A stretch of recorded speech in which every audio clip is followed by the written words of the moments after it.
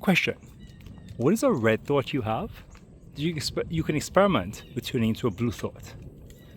Now, a red thought is a typical thought you might have, not necessarily bad, but maybe one that comes up a lot and it might cause you some stress. It might make you act in a way that doesn't always serve you long term. What's an example for you? This is not going to work out. This isn't a good use of time. It's going to get messed up. And these are red thoughts that might have some value, but they don't necessarily serve you, right? So what's a blue thought? Well, the idea is a blue thought is another thought you can try out instead of that. Like, this has some problems. Let me think if it's worth my time looking into it.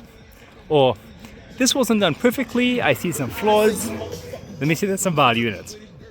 And so, one experiment you can try is actually pull out like a card, a physical piece of paper, open up a Word document, and kind of write red thought and put the thought you might typically think.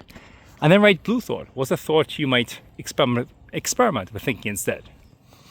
For example, when someone at work or you yourself or life doesn't meet your expectations, you might think, this is a failure, and it's red thought. Then you might say blue thought. This wasn't as good as it could be, but here's where I made progress, and let me see what I can do even better. And the idea is that if you have a collection of these cards, you can cycle through them, put them on your desk, put them somewhere you'll see them, and look at them to kind of help you think about that habit of turning thoughts from red into blue, less productive into more productive. And sometimes also, I use the words red and blue, not good and bad, because sometimes they may not be better, but it's at least worth considering this. Now, what's some further reading on this?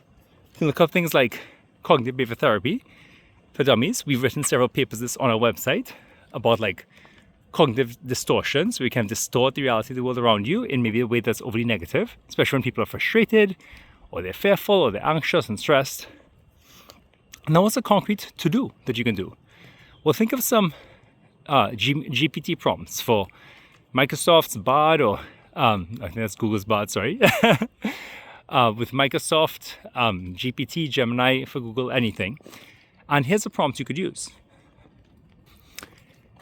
Give me pairs of like 10 common thoughts people have that are natural and can make them anxious or angry, but don't actually help them that much. And then give me, with each of those, an alternative thought one could have, and a little mini experiment we could try instead. For something we could do that might actually help make us feel better and also get us better outcomes.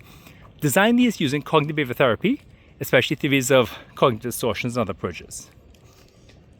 And try that out. And if you look at josephjones.com/papers, look at work by Bhattacharjee and others on mental health, such as there's a paper on story messages.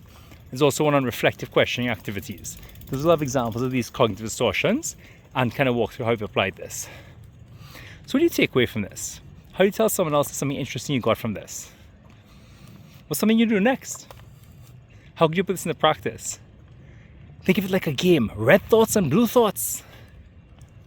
Like when you were a child.